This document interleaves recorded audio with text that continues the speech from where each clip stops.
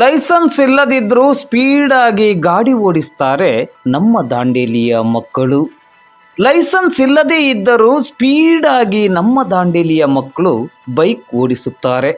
ಅದು ಕಿತ್ತು ಹೋದ ಡಾಂಬರ್ ರಸ್ತೆಯಲ್ಲಿ ಯಾವುದೇ ಭಯವಿಲ್ಲದೆ, ಯಾರ ಹಂಗೂ ಇಲ್ಲದೆ ನಮ್ಮ ದಾಂಡೇಲಿಯ ಹುಡುಗರು ಗಾಡಿ ಓಡಿಸ್ತಾರೆ ಕಣ್ರಿ.